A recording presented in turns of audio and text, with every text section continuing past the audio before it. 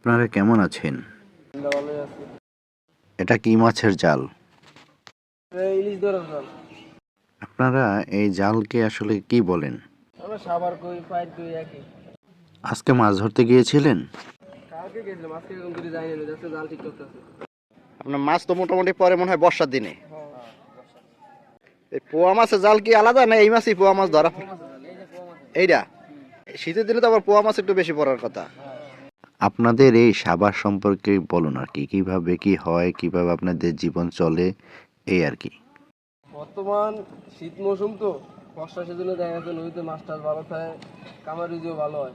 এখন শীত মৌসুমে নদীতেও মাছ কম, আবার আমাদের এই যে নদী দেখতেছেন না, এই নদীতে বাঘ নেই।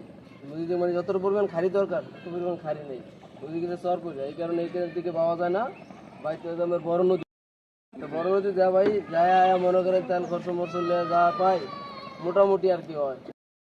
আপনারা এই সাবার কিভাবে পরিচালনা করেন? অর্থাৎ এই নৌকা, জাল, এদের তো মালিক থাকে। মালিককে বা তার সাথে কারা ভাগীদার আছে?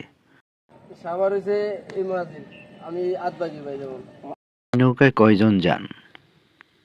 আমরা 4 জনে যাই। এই শীতের সিজনে মাছ কেমন পড়ে? কেমন মাছ পান?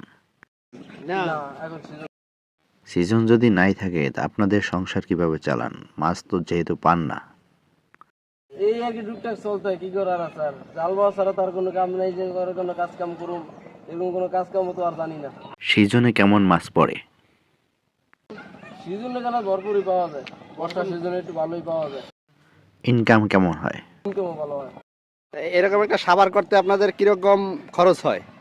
এই সাবার করতে মনে করেন 20-25 হাজার টাকা লাগে। বর্তমান যে শীত মৌসুমে যে জাল লাগে এটা করতে 20 থেকে 25 হাজার টাকা লাগে। প্রতি সিজনে মানে এক একটা সিজনের জন্য আলাদা আলাদা জাল আছে? আর একটা সিজন আলাদা আলাদা জাল আছে। বর্ষার সিজনে মানে- আমার দুবারটা সাবার লাগে। আচ্ছা, আচ্ছা। দুটো লাগে কারণ জাল বিড়া, এই সাবার করতে মনে করেন লাখ লাখ লাখ টাকা লাগে। 1 লাখ টাকা অনেক সাবার হয় না, কারণ 100 সঙ্গে জাল করতে গেলে আপনার টাকা পড়ে যায় 1 থেকে 1.5 লাখ টাকা আর নতুন সাবার নামাইতে। এরকম এক একটা সাবারের টাকা উঠাই আনতে আপনাদের কিরকম মানে কতদিন লাগতে পারে মনে করেন? নদীর হিসাব করে এক সাবার দেখা গেছে 1 মাসও সাবারের জাল উঠতে যায়, ঠা উঠতে যায়। আবার যদি মনে করেন পুলিশে ধরে তাই 3 মাসও ওঠে না, না 3 মাসও ওঠে না। মাছ ধরা কি আপনাদের বন্ধ করে রাখতে হয় কোনো সময়? টোটাল বন্ধ থাকে না, দেখা গেছে যারা চুরি, কারণ গৃহস্থী চুরি আছে, জাল্লা চুরি করে গৃহস্থী হজার থাকে, এরকম হয়েছে বললা বুঝেন। যে একজনে বায় চুরি করে যায়, এক ভাই আইতালায় না আইতালার নাই, আর যদি ধরে নিয়ে যায় লয়ে যায়। যারা মানে পলায় পলায় বাইতে পারে তারা পায়, আর যারা না পাইতে তারা গাড়ে থাকে। সরকারি দেয় না আপনাদের জেলেদের কাঠ টাট এগুলা? সরকারি অবদান বলতে জাল্লা কাটে সরকারি অবদান পায় না, আর যারা অনেকে অরিজিনাল আপনারা চাইলে আপনারা পান না? আমরা যারা জাল্লা অরিজিনাল জাইলা আমের লোকা যারা হ্যাঁ, এরা শতকরায় আমের লোকা 20% হয় না।